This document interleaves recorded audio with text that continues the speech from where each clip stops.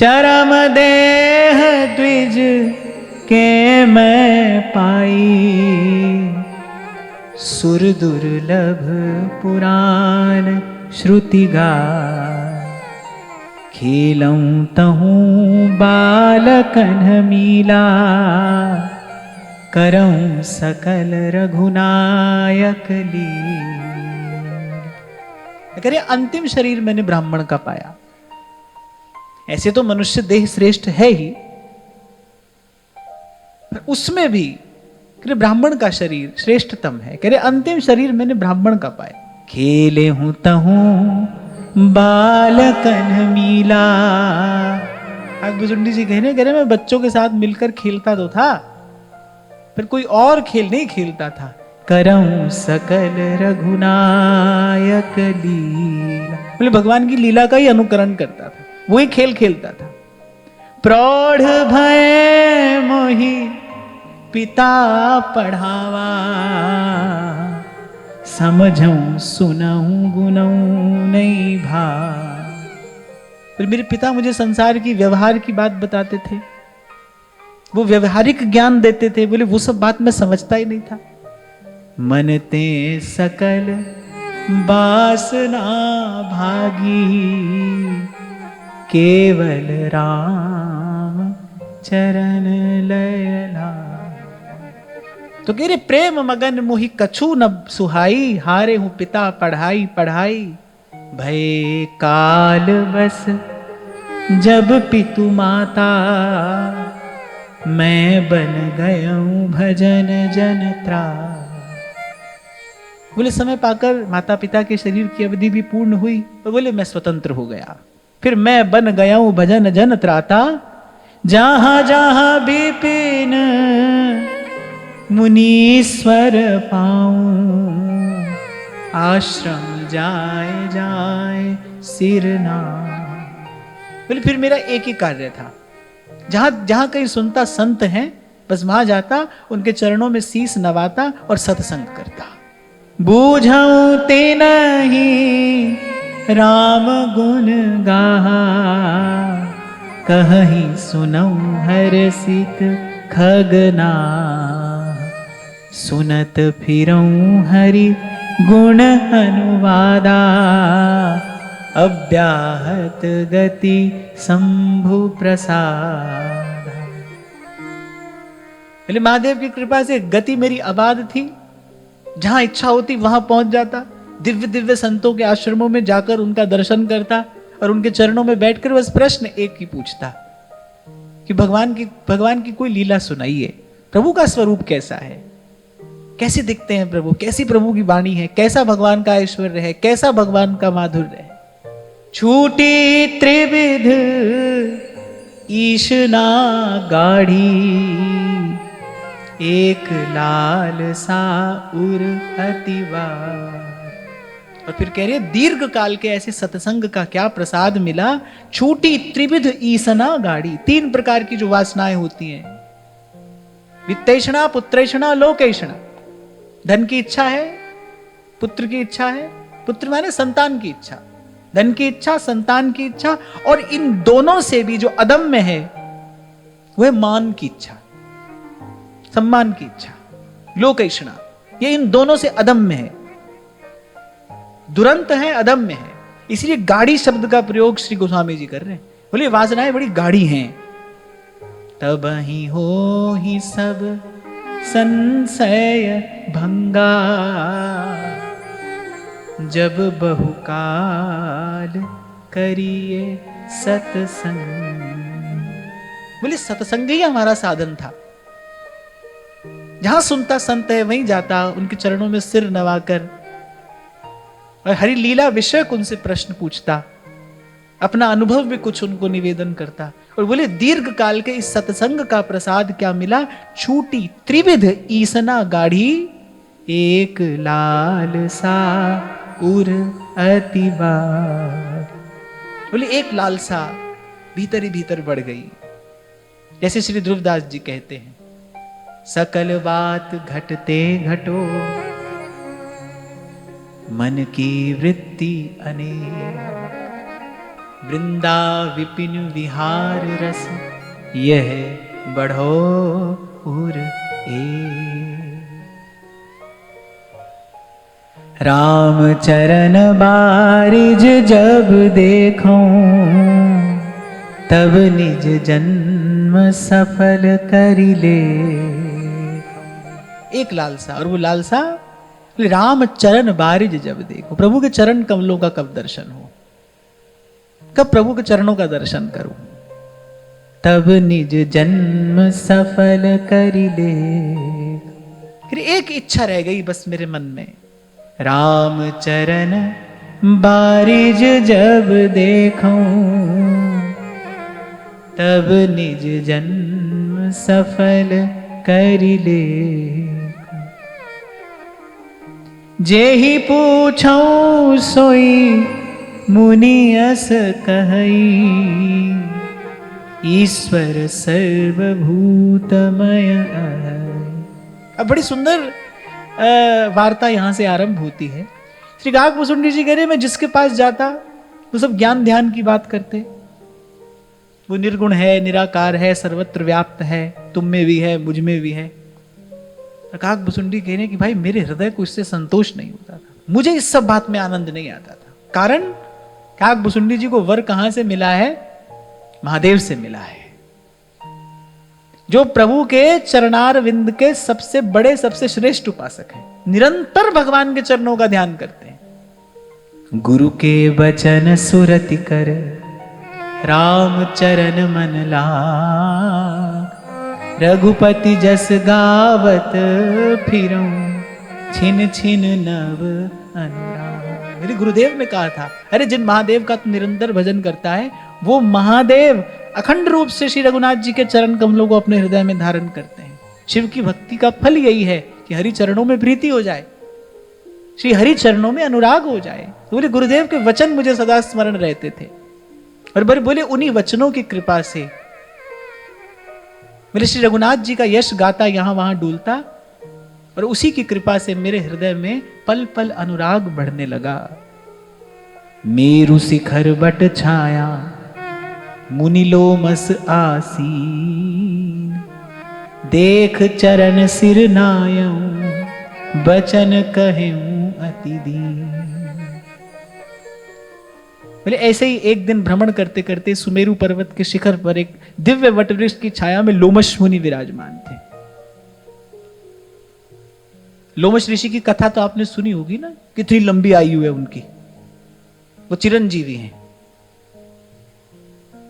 तो बोले वो बैठे थे, मैंने प्रणाम किया और बड़े दीन वचन कहे, और मेरी वो सुंदर सरस प्रार्थना सुनकर ऋषि ने भी मुझे बड़ा आदर दिया और पूछा, बताइए ब्राह्मण देव कैसे यहां तक आना हुआ? क्योंकि ऋषि भी जानते थे यहां तक कोई साधारण व्यक्ति तो आ नहीं सकता, आप निश्चय ही दिव्य हैं, तभी आपकी यहां तक गति संभव हुई है। तब मैं कहा कृपा निधि तुम सर्वज्ञ सुजान, सगुण ब्रह्म अवराधन मोहि कहूं भगवान। तो मैंने कहा आप मिले हैं, आप चिरंजीवी हैं, युग युगांतर से भगवद आराधन में लगे हैं, तो सगुण ब्रह्म की आराधना की विधि आप मुझसे कहिए। तब मुनि रघुपति गुण गाथा, कहे कछुक सादर खगनाथा। ब्रह्म ज्ञान रत मुनि विज्ञानी, मोहि परम अधिकारी जान। वो थोड़ा तो उन्होंने हरि कथा मुझे सुनाई, पर वो ब्रह्म ज्ञान में रत थे, तत्व ज्ञानी, और मुझे श्रेष्ठ अधिकारी उन्होंने जाना, और वो ब्रह्म ज्ञान की बात करने लगे। बोले मुनि जब इस प्रकार बड़ा श्रेष्ठ ब्रह्म ज्ञान कहने लगे, विविध भांति मोहि मुनि समझावा, निर्गुण मत मम हृदय न आवा। और भाई ये बात सब हमारी बुद्धि में तो बैठी नहीं। हम तो एक बात जानते थे कि हम राम जी के हैं और राम जी हमारे हैं। बोले सब सुना। उसके बाद फिर बड़ी विनम्रता पूर्वक मैंने कहा, बोले ये सब तो ठीक है, पर आप मुझे सगुण उपासना की विधि बताइए, भगवान की लीला सुनाइए, भगवान नाम की कुछ महिमा कहिए। राम भगति जल मम मन मीना, किमि बिलगाई मुनीस प्रवीण। बोले मेरा मन तो अब मीन हो गया है, किसमें? राम भगति रूपी जल में। बोले मीन को जल से कोई न्यारा कैसे कर सकता है, और कर दे तो फिर मीन जीवित कैसे रह सकता है? सुई उपदेश कहूं करी दाया, निज नैनन देखूं रघुराय। बोले आप मुझे तो वो उपाय बताइए, वो विधि बताइए जिससे श्री रघुनाथ जी का दर्शन हो। कैसा दर्शन? नवकंज लोचन।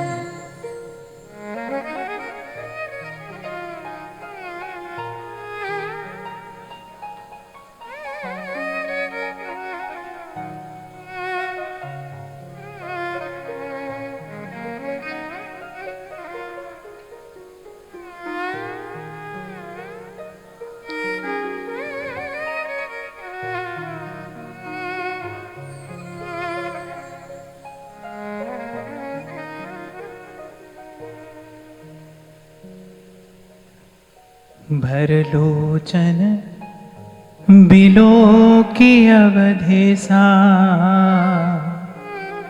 तब सुनी हो निर्गुण उपदेसा।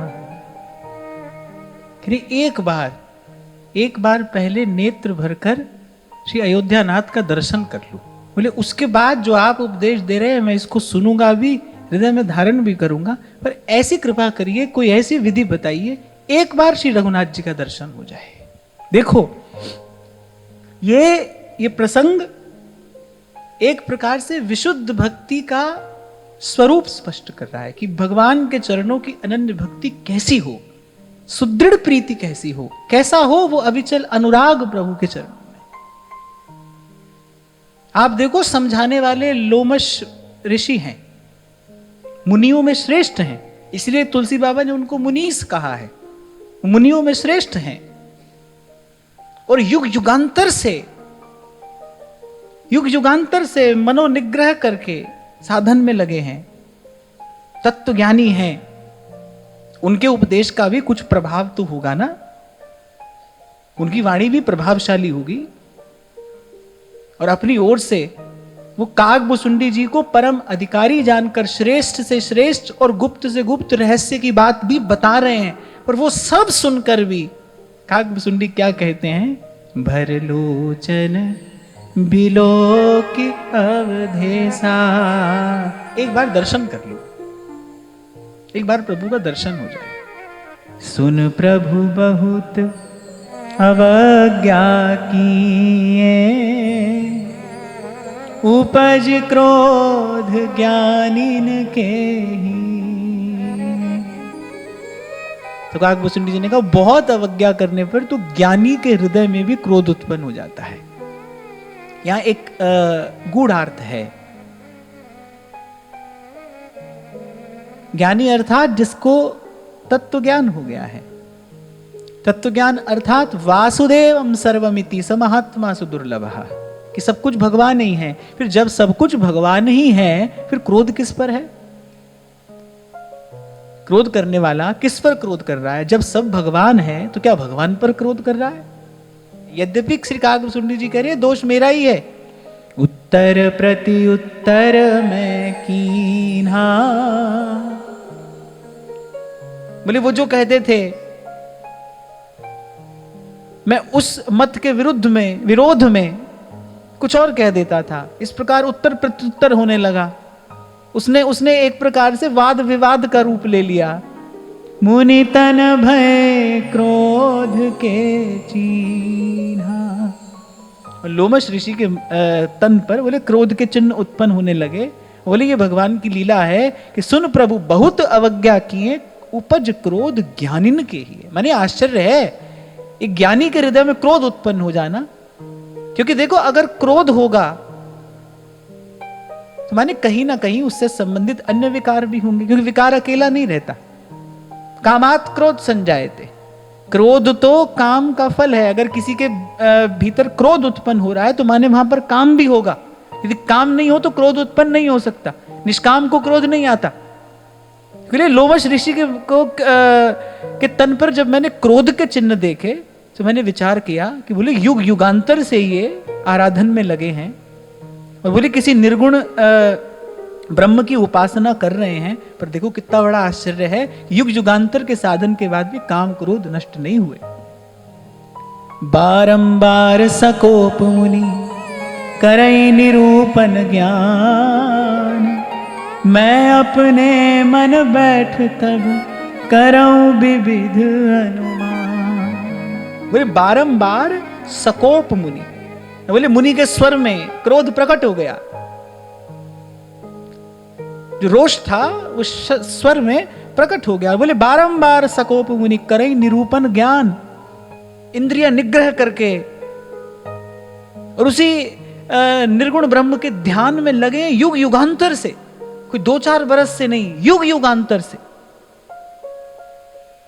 कल्प कल्पांतर से जिनका साधन अनवरत गति से चल रहा है। कह रहे उनके मन की ये दशा है। कह रहे मैं अपने मन में ये विचार कर रहा हूं, क्रोध की द्वैत बुद्धि बिन, द्वैत की बिन अज्ञान, माया बस परिच्छिन्न जड़ जीव की ईस समान। आगमचुंडी जी ने कहा कि भाई लोमश ऋषि का वो जो उस समय आचरण था वही बता रहा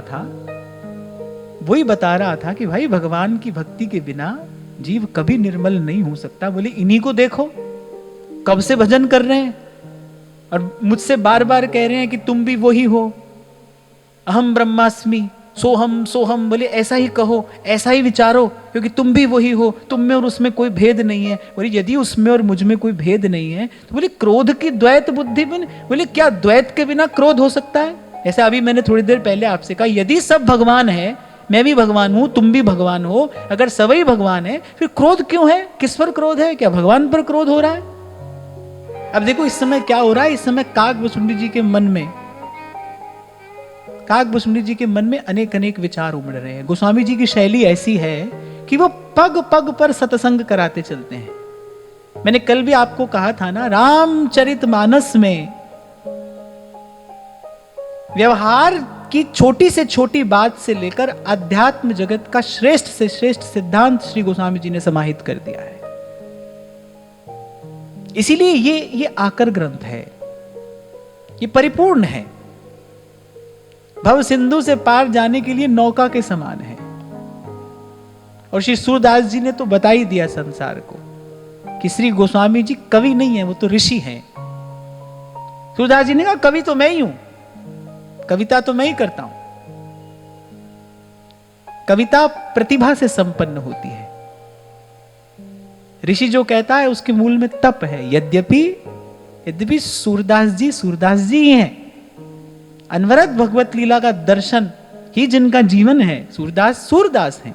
सूरदास जी भी जब जाने लगे तो श्री गुसाई विठल नाथ जी ने वैष्णवों से यही तो कहा कि जाओ दर्शन कर लो, आज पुष्टि मार्ग का जहाज जाने वाला है। सूरदास जी भी जहाज हैं। सूरदास जी ने बताया कि ये कविता नहीं है, ये तो मंत्र है, मंत्र है। शैली ऐसी है श्री गोस्वामी जी की, पदे पदे जीव को सावधान करते चलते हैं। वेद पुराण का सब सिद्धांत श्री गोस्वामी जी ने श्री रामचरितमानस में कह दिया। तो काकभुसुंडी जी मन में विचार करे, बोले इनको क्रोध कैसे आ सकता है? क्योंकि बिना द्वैत के क्रोध नहीं हो सकता, बिना अज्ञान के द्वैत नहीं हो सकता। बोले सबका हित चाहने वाले को क्या कभी दुख हो सकता है? अर्थात नहीं हो सकता। जिसके पास पारसमणि हो, क्या वो कभी किसी प्रकार दरिद्र हो सकता है? बोले नहीं हो सकता है।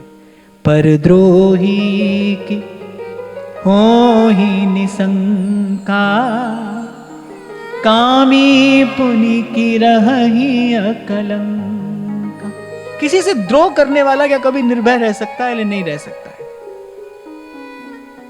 अच्छा, यहां बात तो काकभुसुंडी जी ये अपने मन की कह रहे हैं, भाई मेरे मन में इस प्रकार अनेक अनेक प्रकार के विचार उठ रहे थे, पर गोस्वामी जी हम सबको सत्संग करा रहे हैं।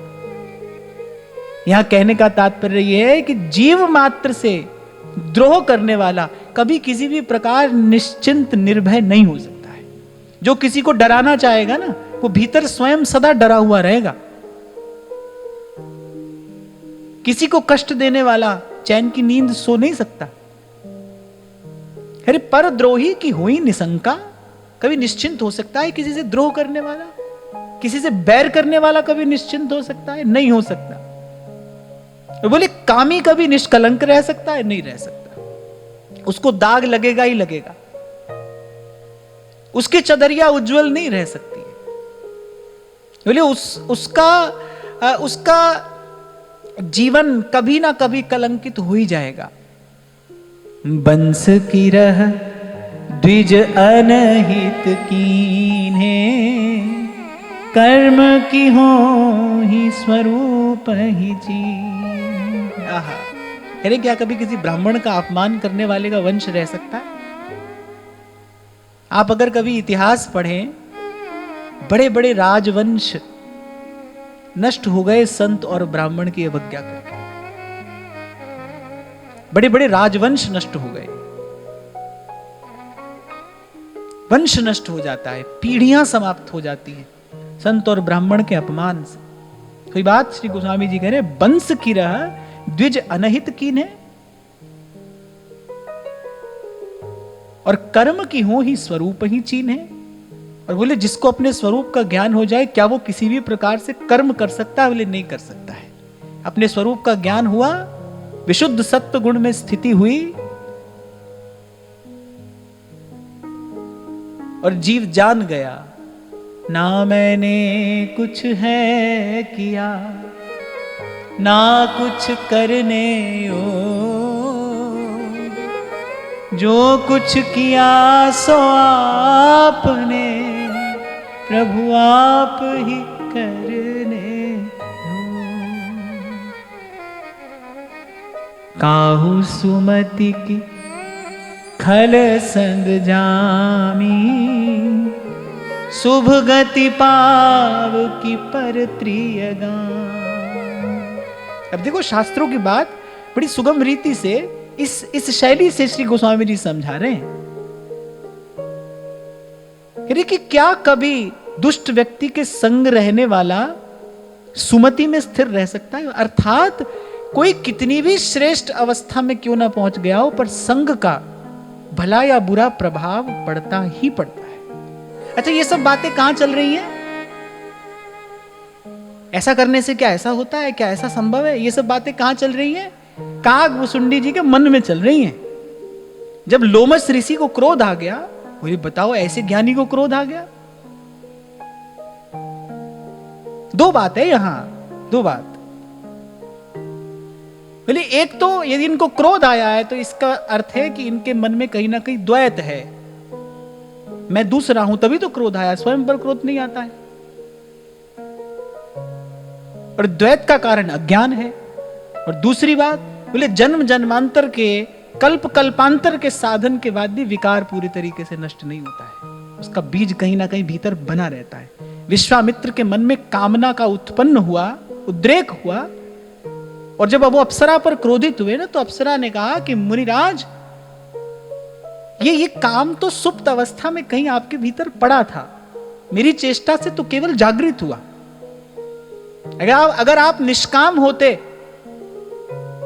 तो उस अप्सरा ने कहा कि कभी देवराज इंद्र ने हमें नर नारायण के आश्रम में भी भेजा था, पर उनका तो दर्शन करके बोले हमारी सब कामनाएं शांत हो गई थी, हमारा ही मन निर्मल पवित्र हो गया था। यदि आप निष्काम होते तो आपके निकट आकर मैं ये चेष्टा कर ही नहीं सकती थी। आपके आभा मंडल में प्रवेश करते ही मेरा ही तन मन भाव निर्मल हो जाता यदि आप निष्काम होते तो। कल आपसे मैंने कहा था ना कि तप से तेज प्रकट होता है, तेज के निकट नहीं आता है माया और मोह का अंधकार, सूर्य के निकट अंधकार नहीं आ सकता। आपका मन यदि निर्मल है कोई भी विकार आपका स्पर्श नहीं कर पाएगा। उल्टे होगा क्या कि कोई अगर विकार लेकर आपके निकट आएगा तो उसका मन स्वच्छ हो जाएगा, उसका मन पवित्र हो जाएगा। अंतःकरण की शुद्धि तो भाई सबसे बड़ी सिद्धि है, तो परम सिद्धि है।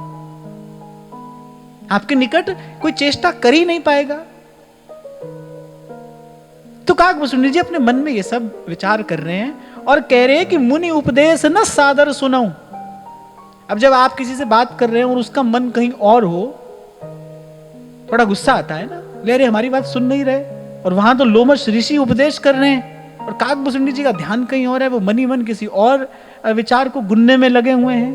पुनि पुनि सगुन पक्ष में रोपा, तब मुनि बोले बचन सको। अब बोले जब बार बार मैं सगुण मत का ही प्रतिपादन उनके सन्मुख करता रहा, बोले तब तो उनको गुस्सा आ गया, माने अच्छा खासा गुस्सा आ गया। थोड़ा थोड़ा तो आ ही रहा था, बोले क्रोध के लक्षण तो उनके तन पर प्रकट हो ही रहे थे। बोले फिर तो अच्छा खासा क्रोध आ गया उनको। मूढ़ परम सिख देव न मानसी। बोले मूर्ख मैं तुझे इतना उत्तम, इतना श्रेष्ठ ज्ञान दे रहा हूं, बोले न तो सुनता है ना मानता है, और बोले बल्कि उसके प्रत्युत्तर में हमसे विवाद और कर रहा है। सत्य वचन विश्वास न करही, बायस इव सब ही ते डर। सठ स्वपक्ष तब हृदय विशाला, सपदि होहि पंछी चंडाला। बोले तेरे हृदय में अपने ही मत का आग्रह है। इतने क्रोधित हो गए मुनि, श्राप दे दिया और कहा जा अभी चांडाल पक्षी हो जा, अर्थात काग हो जा, कौवा हो जा। श्राप दे दिया। आशीर्वाद देने से थोड़ा कम और श्राप देने से बहुत अधिक पुण्य नष्ट होता है, बहुत अधिक। इसीलिए अनेक अनेक ऋषि मुनि अनेक वर्षों तक साधन करते ही रहते हैं, क्योंकि एक हाथ से कमाते हैं, दूसरे हाथ से कभी ना कभी गंवा देते हैं। क्रोध में आए श्राप दे दिया। हमारे व्यास जी कहने बोले व्यास न देत असीस शराब। हम ना आशीर्वाद देते हैं न श्राप देते हैं। हम तो एक बात मानते हैं, हुई ही जो राम रचि राखा, को कर तर्क बढ़ा वही साखा।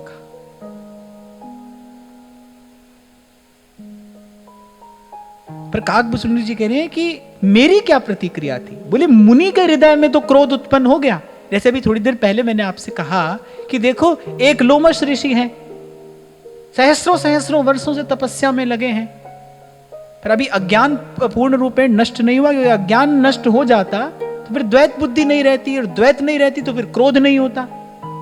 और वहां दूसरी ओर नामदेव जी हैं, उनका जीवन देखो। कोई ऐसा कठोर तप, कोई ऐसा साधन तो नहीं है। विठ्ठल विठ्ठल विठ्ठला, ऐसे ही बस नाम का, लीला का गान करते हैं, प्रभु का दर्शन करते हैं। कैसा मन हो गया है कि उनको अपने विठ्ठल के अतिरिक्त कोई और दिख ही नहीं रहा है।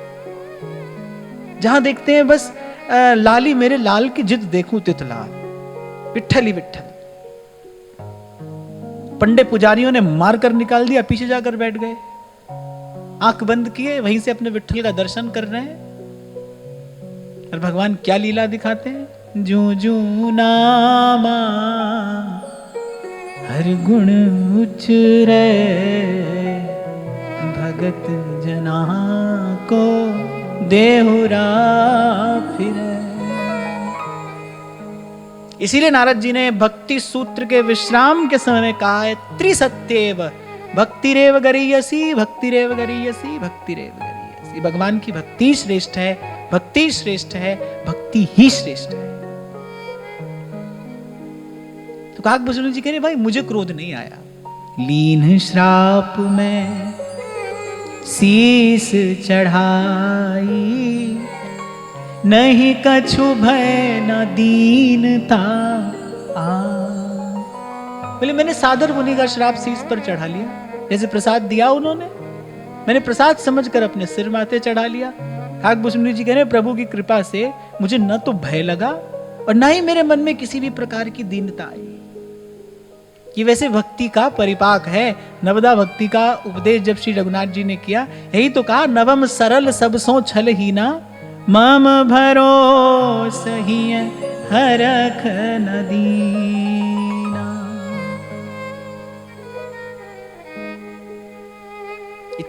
मुनि ने ऐसा कठोर श्राप दे दिया है। आप देखो, पहले तो महादेव के श्राप से 1000 जन्म पाए हैं, उसके बाद ये ब्राह्मण का शरीर मिला और श्री रघुनाथ जी के दर्शन की इच्छा लिए वो संतों के पास जाकर सत्संग कर रहे हैं। और अब प्रभु की इच्छा देखिए, लोमश ऋषि फिर श्राप दे रहे हैं। और कैसा श्राप कि जा चांडाल पक्षी हो जा। पर ये जो पंक्ति है, ये काकभूषुंडी जी के हृदय की दृढ़ भक्ति की परिचायक है कि वो भक्ति के अंतिम सोपान पर खड़े हैं। भक्ति का फल जो है वो पूर्ण रूपेण पक चुका है। लीन श्राप में शीस चढ़ाई, नहीं कछु भय न दीनता आई, नहीं कछु भय न दीनता आई। तुरत भयऊ मैं काग तब, पुनि मुनि पद सिर नाय, सुमिरि राम रघुवंश मणि, हर्षित चले उड़ान। बोले तत्काल मैं कौवा हो गया, पर फिर भी मुनि के चरणों में प्रणाम करके और अपने श्री राम के चरणों का स्मरण करते वहां से उड़ चला। सुन खगेश नहीं कछु ऋषि दूषण। बोले लेकिन गरुड़ जी, आप अपने मन में श्री लोमश ऋषि के लिए कोई अन्यथा भाव मत लाना, इसमें उनका कोई दोष नहीं है।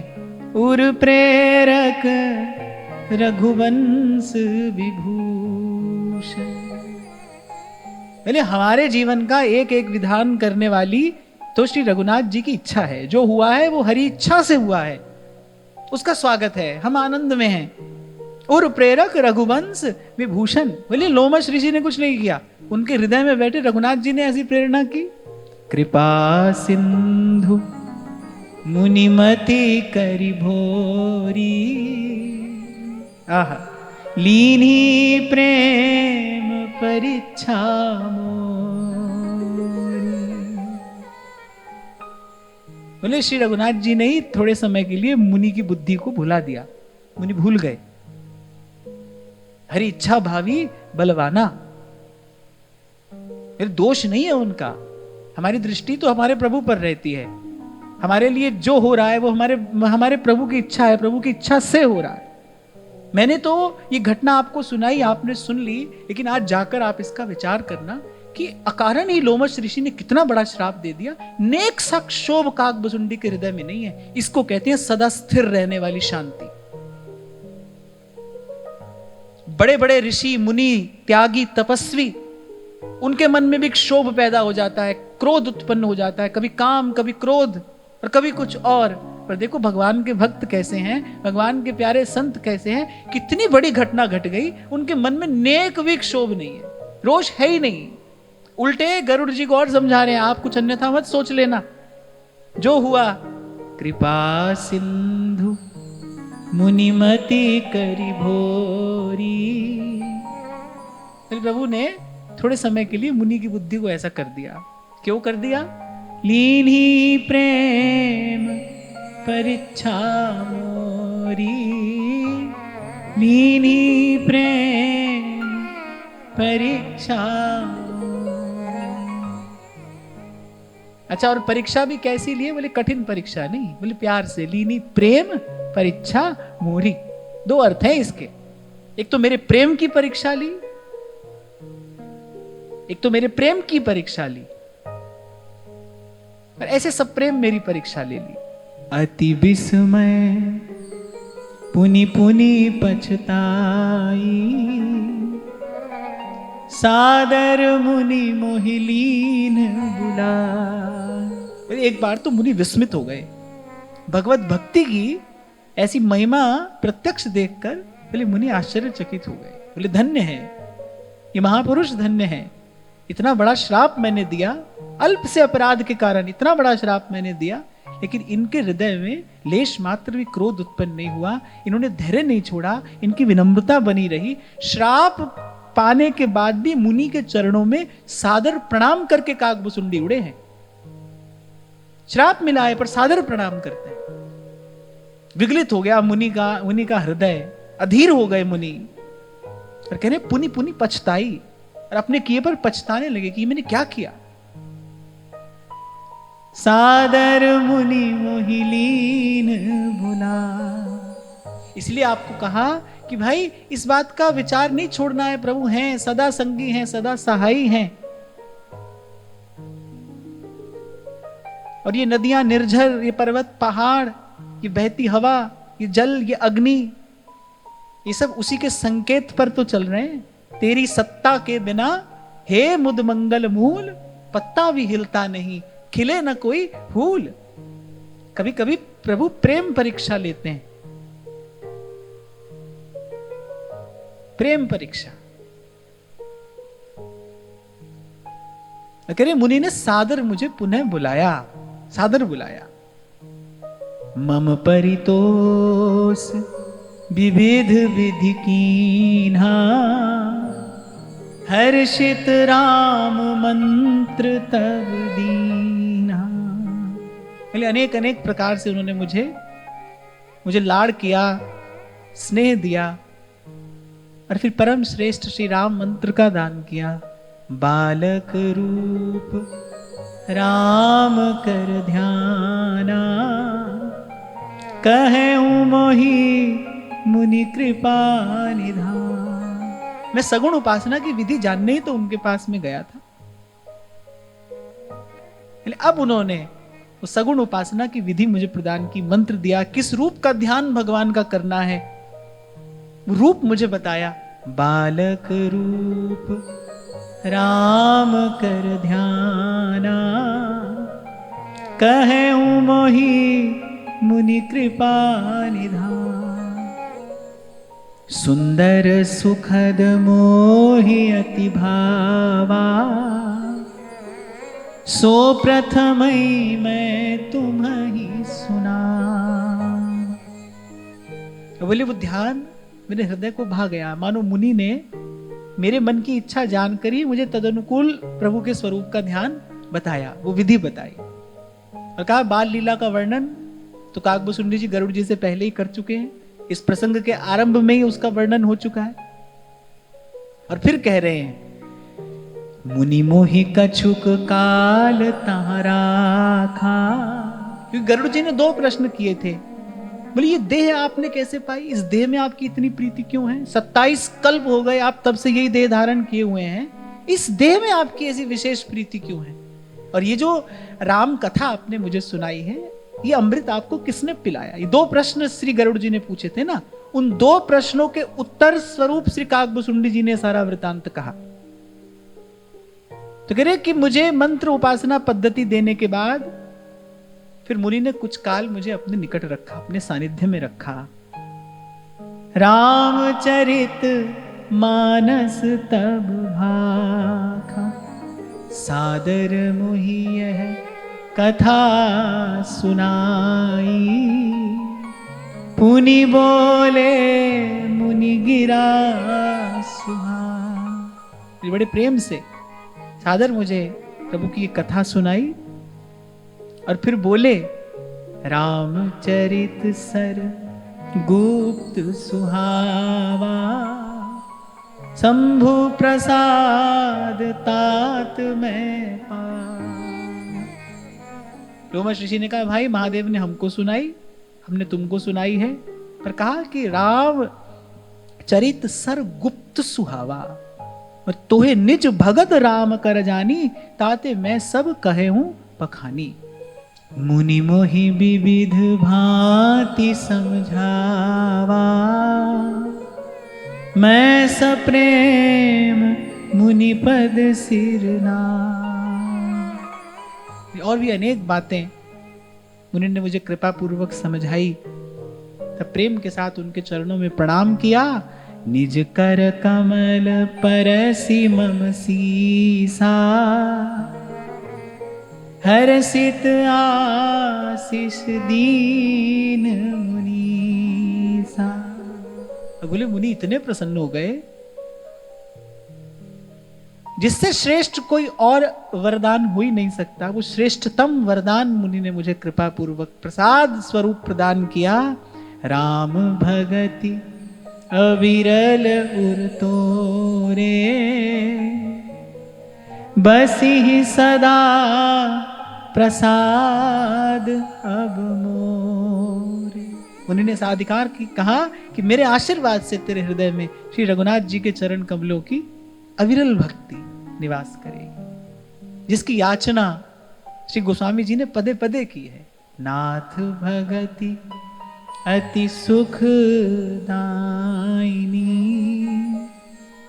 देहु कृपा करि अन पाए। मुनि ने अधिकार पूर्वक कहा मेरे आशीर्वाद से श्री राम की अविरल भक्ति तेरे हृदय में सदा निवास करेगी। और केवल इतना ही नहीं, सदा राम प्रिय हो तुम, शुभ गुण भवन अमान। बोले सदा श्री रघुनाथ जी के प्रिय होगे, समस्त सद्गुण तुम्हारे हृदय में आकर विराजमान हो जाएंगे, अभिमान कभी तुम्हारा स्पर्श नहीं करेगा। काम रूप इच्छा मरण, ज्ञान विराग निधान। जो तुम्हारी इच्छा हो वो शरीर तुम धारण करना, जब तक तुम्हारी इच्छा नहीं होगी तब तक मृत्यु तुम्हारा स्पर्श नहीं करेगी। और केवल इतना ही नहीं, ज्ञान और वैराग्य के तुम निधान हो जाओगे, भंडार हो जाओगे। जेहि आश्रम तुम बसब पुनि, सुमिरत श्री भगवन। अब जब मुनि के हृदय में ज्वार आया ना कृपा का, अब उमड़ रही है लहरें। संत तो ऐसे ही होते हैं, प्रसन्न हो गए और भगवान को ही दे दिया। तभी तो संत ही कहते हैं हरि रीझे तो मुक्ति दे, और हरिजन हरि ही दे, तो भगवान को ही दे देने वाले। भूरिदा जना, कहा जिस आश्रम में तुम रहोगे, जिस आश्रम में रहकर भगवान का भजन करोगे, व्यापी ही तहन अविद्या, जो जन एक प्रजंत। बोले एक योजन तक वहां माया का प्रवेश नहीं होगा, माया का प्रभाव नहीं होगा। अब गरुड़ जी को उत्तर मिला कि भाई कैसे आपके आश्रम में पहुंचते ही मेरे सब संशय नष्ट हो गए थे, मेरा भ्रम दूर हो गया था। ऐसा लगा कि जैसे हृदयाकाश में रात्रि के बाद पुनः भोर हो गई हो, मुझे ऐसा लगा था आपके आश्रम में प्रवेश करते ही। अब समझा, ये तो प्रसाद आपको मुनि की कृपा से मिला। व्याप ही तहन अविद्या, जो जन एक प्रजन। तभी श्री ध्रुवदास जी कहते हैं, भैया कहा न हुई सत्संगते, देखो तिल और तेल, मोल तोल सब फिर गयो, पायो नाम फुलेल। एक क्षण में क्या से क्या होता है। इसलिए भाई सर्व समर्थ तो भगवान के प्यारे भक्त ही हैं। भगवत रसिक देव जी, श्री व्यास जी विचार पूर्वक ही कहते हैं, व्यास बड़े हरि के जना, कियो बड़ो उपकार, हरि सो धन हृदय दियो, छुड़ा दियो संसार। बड़े हरि के जना, बड़े हरि के जना। बोले मुनि आशीर्वाद पे आशीर्वाद देते चले जा रहे। काल करम गुण दोष सुभाऊ, कछु दुख तुम ही न व्यापी का। काल कर्म गुण दोष, इनसे उत्पन्न होने वाली कोई भी व्याधि, कोई भी दुख, कोई भी कष्ट कभी तुम्हारा स्पर्श नहीं करेगा। राम रहस्य ललित विधि नाना, गुप्त प्रगट इतिहास पुराना। बिन श्रम तुम जानब सबको, नित नव नेह राम पद हो। सब कल्पों में होने वाली भगवान की अनंत अनंत लीलाएं, अनंत अनंत कथाएं बिना परिश्रम के, बिना साधन के तुम्हारे हृदय में प्रकाशित हो जाएंगी। इतना सब देकर भी मुनि को संतोष नहीं हो रहा है। क्यों? उनको बड़ा पश्चाताप है, मैंने ऐसे महापुरुष को श्राप दे दिया। और कागभूषुंडी जी को थोड़ा सा धैर्य रखने का कैसा सुंदर परिणाम प्राप्त हो रहा है। यद्यपि मुनि ने कह दिया कि जो इच्छा हो वो शरीर तुम धारण कर सकते हो, तुम्हारी इच्छा के बिना मृत्यु तुम्हारा स्पर्श नहीं करेगी, पर फिर भी कागभूषुंडी उसी देह को रखे हैं। बोले राम कथा तो मैंने इसी देह में सुनी थी ना, भगवान की कथा तो इसी देह में सुनी, मंत्र इसी देह में मिला, उपासना पद्धति गुरुदेव ने इसी देह में मुझे प्रदान की।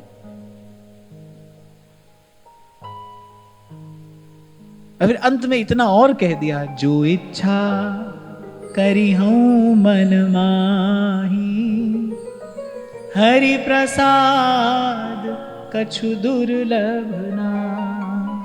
तुम्हारे मन की सारी इच्छाएं पूर्ण होंगी, तुम्हारे मन के सब संकल्प सिद्ध होंगे, तुम जो चाहोगे वही होगा। कह रहे सुन मुनि आशीष सुन मति धीरा। गोस्वामी जी कह रहे अब यहां पर कागभूषुंडी को क्या संबोधन दे रहे हैं? सुन मुनि आशीष सुन मति धीरा। धैर्य केवल दुख में ही नहीं रखना होता है, प्रसन्नता में भी रखना होता है। इतने वरदान मिल गए, अरे अंत में इतना तक तो मुनि ने कह दिया, जो इच्छा करी हूं मन माही, हरि प्रसाद कछु दुर्लभ नाही। तुम्हारी सब इच्छाएं, सब संकल्प पूर्ण होंगे, सिद्ध होंगे। भगवत प्रसाद से तुमको कुछ भी दुर्लभ नहीं होगा, मृत्यु तुम्हारा स्पर्श नहीं करेगी, ज्ञान विज्ञान के तुम भंडार हो जाओगे, समस्त सद्गुण तुम्हारे हृदय में आकर निवास करेंगे। क्या बचा?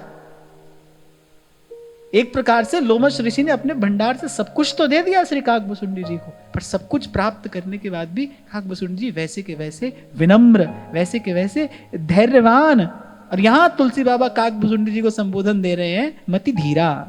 ब्रह्म गिरा भई गगन गंभीरा। मानो भगवान ने दस्तखत कर दिए, साक्षी दे दी। एवमस्तु तव बच मुनि ज्ञानी। भगवान से भी रहा नहीं गया। जब कागभूषुंडी जी का ये अद्भुत धैर्य देखा ना, पहले तो वहां दुख में धैर्य देखा और अब यहां परम सुख में धैर्य देखा। एक बात आपको और बताऊं, सुख में धैर्य रखना और कठिन है। सुख में तो व्यक्ति उन्मादग्रस्त हो जाता है। बोलचाल की भाषा में कह ही तो देते हैं, भाई उसके पैर जमीन पर नहीं पड़ रहे। सुख में व्यक्ति उन्मादग्रस्त हो जाता है। और यहां तो कोई साधारण उपलब्धि नहीं है, सब कुछ पा लिया, सब कुछ पाने के बाद भी वैसे ही विनम्र। जिस आदर से श्राप लेने के बाद, श्राप ग्रहण करने के बाद मुनि को प्रणाम किया था, उसी आदर से पुनः मुनि को प्रणाम करते हैं। अब राक्षस लोग कैसे होते हैं? वरदान मिलने के बाद जिससे वरदान मिला उसी के पीछे दौड़ते हैं। महादेव से वरदान पाकर और वो भयंकर असुर महादेव के ही पीछे दौड़ता है, बोले तुम पर इसकी परीक्षा करूंगा। इसीलिए भगवान ने कलयुग में ऐसे ऐसे अनेक अनेक पाखंड मतों का प्रचार करवाया, ताकि जो आसुरी बुद्धि के, आसुरी वृत्ति के लोग हैं वो इन दैवी शक्तियों से दूर रहें।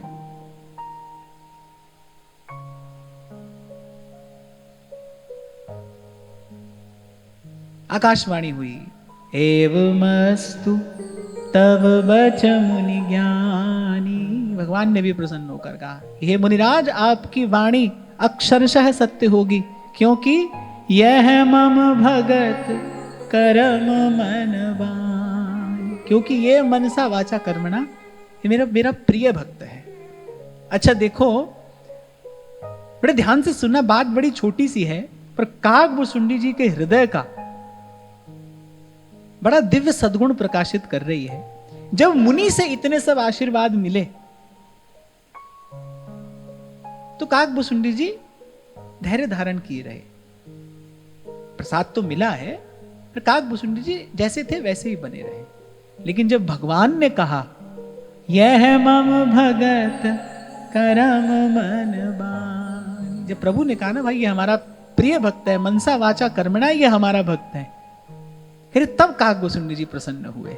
सुन नभ गिरा, काकभूषुंडी जी कह रहे हैं जब मैंने आकाशवाणी सुनी, हरख मोहि भयऊ, फिर तब मैं बड़ा आनंदित हो गया कि प्रभु ने मुझे अपना लिया है, प्रभु ने मुझे अपने मुख से अपना कहा है कि हमारा भक्त है। आप देखो इतनी सब दैवी संपत्ति प्राप्त करने के बाद भी काकभूषुंडी जी ज्यों के त्यों हैं, लेकिन जब प्रभु ने कहा कि भाई ये हमारा है, इसको हमने अपना लिया है, फिर तब हमारे मन में बड़ा आनंद हुआ, तब हमारा रोम रोम प्रफुल्लित हुआ। ये बताता है कि काकभूषुंडी जी को सदा सर्वकाल में इच्छा है तो किसकी है? केवल हरि भक्ति की इच्छा है। जाहि न चाही कबहु कछु, तुम संग सहज स्नेह, प्रेम मगन सब संशय गए। श्री लोमश ऋषि से श्री काकभूषुंडी जी ने सब कथा सुन ली, मंत्र पाया, उपासना पद्धति पाई, ऐसे दिव्यतम वरदान पाए, क्या उसके बाद भी कोई संशय था? बोले हाँ, काकभूषुंडी जी कह रहे हमारे मन में संशय था, पता नहीं भगवान हमको स्वीकार करेंगे कि नहीं करेंगे, हमको कभी प्रभु मिलेंगे कि नहीं मिलेंगे। अरे मुनि ने श्राप ही क्यों दिया? मुनि ब्रह्म ज्ञान की बात कर रहे थे, वो बार बार एक बात कर रहे थे, देखो भरलोचन हरि भव मोचन, एक बार दर्शन हो जाए उनका। सब मिला। श्री काकभूषुंडी जी मन में विचार कर रहे हैं, भाई सब तो मिला, क्या भगवान मिलेंगे? क्या प्रभु का दर्शन होगा? क्या अनपायनी भक्ति श्री रघुनाथ जी की हमको मिलेगी? और जब प्रभु का वचन हमने सुना, जब प्रभु की वाणी हमने सुनी, प्रेम मगन सब संशय गयऊ, प्रेम मगन करि विनती मुनि आय सुपाई, पद सरोज पुनि पुनि सिरुनाई, हरख सहित इहि आश्रम आयऊं, प्रभु प्रसाद दुर्लभ बर पायूं। उसके बाद मुनि को प्रणाम करके मैं अपने इस आश्रम में आया। यहाँ बसत मोहि सुन खगईसा, स्वयं बता रहे हैं कि बीते कल्प 7 अरु 20। मेरे इस आश्रम में रहते हुए मुझे 27 कल्प हो गए, 27 कल्प कि तब से इसी आश्रम में रहता हूं। मुनि के आशीर्वाद से इस आश्रम के 1 योजन पर्यंत अविद्या का प्रभाव नहीं है, माया का प्रभाव नहीं है, और यहां रहकर बस नित्य भगवान के नाम का जप करता हूं, मुनिराज द्वारा प्रदत्त मंत्र का आराधन करता हूं, भगवान के बाल स्वरूप का सतत चिंतन करता हूं और हरि का गुण गाता हूं। इसने मुझे माया और काल से परे कर दिया। यहाँ बसत मोहि सुन खग ईसा, बीते कल्प 7 अरु 20। गरुड़ जी चकित हो गए, 27 कल्प। भगवान भी यहाँ इस लोक में आते हैं तो अपनी लीला पूर्ण करके अपने धाम को चले जाते हैं, कोई रहा नहीं, यहाँ कोई रह नहीं सकता। लेकिन काकभूषुंडी जी इस संसार में 27 कल्पों से निरंतर भगवान के ध्यान में, भगवान के भजन में, भगवान की कथा का गान करते हुए और निरंतर अक्षुण्ण आनंद में, अखंड आनंद में विराजमान है। करऊं सदा रघुपति गुण गाना, सादर सुनहि विहंग सुजाना। और यहाँ रहकर दिन रात हरे रामा रामा राम सीता राम राम राम, हरे रामा रामा राम सीता राम राम राम, हरे रामा राम सीता राम राम राम राम राम राम सीता राम राम राम हरे राम राम राम सीता राम राम राम। भाई भारत भूमि के लिए तो ये वैसे ही बड़ी मंगल वेला है। इस समय तो सभी को मिलकर मंगल गाना चाहिए। अवध में राम आए हैं, प्रभु अपने दिव्य मंदिर में विराजमान होने वाले हैं। खैर इस प्रकार निरंतर प्रभु का गुणगान करते हुए खैर ये अनेक अनेक पंछी आते हैं, इनके साथ मिलकर बैठकर भगवान की कथा सुनते हैं, सुनाते हैं। और जब जब अवधपुरी रघुबीरा धरहि भगत हित मनुज शरीरा तब तब जाई रामपुर रहूं शिशुलीला बिलो की सुख लहूं। और जब जब श्री रघुनाथ जी अवतार लेते हैं तब तक उनकी बाल लीला का वहां जाकर दर्शन करता हूं। कथा सकल में तुम्हें सुनाई। काहे गरुड़ जी यही आपने हमसे पूछा था। काग दे जेहि कारण पा कहूं तात सब प्रश्न तुम्हारी राम भगति महिमा प्रतिभा। आपके सब प्रश्नों के उत्तर हमने दे दिए। मेरे अंत में आपको एक ही बात कहना चाहते हैं कि हमारे जीवन में जो भी कुछ है ये हरि भक्ति की महिमा है। राम भगति महिमा प्रतिभा ताते यह तन मोहि प्रिय भयउ राम पद ने निज प्रभु दर्शन पायऊं गए सकल संदेह। आपने पूछा था कि भाई 27 कल्प से आप इस आश्रम में रह रहे हो, इस देह में ऐसी क्या विशेषता है जो आपने अब तक इसको धारण करके रखा है? बोले क्योंकि इसी शरीर से मुझे श्री रघुनाथ जी के चरणों का प्रेम प्राप्त हुआ, अपने प्रभु के मैंने दर्शन पाए। और जब जब प्रभु लीला करते हैं तब तब इसी शरीर से उनकी लीला देखने के लिए जाता हूं। प्रभु अपना उच्छिष्टामृत मुझे प्रदान करते हैं। अरे मेरे मन के सब संशय इसी देह में दूर हुए, इसलिए ये मुझे सबसे अधिक प्रिय है। अब तक इसी को मैंने सहेज कर रखा है। भगति पच्छ हठ कर रयो दीनी महर्षि श्राप मुनि दुर्लभ बर पायऊं देखऊं भजन प्रताप। उन्होंने कहा देखिए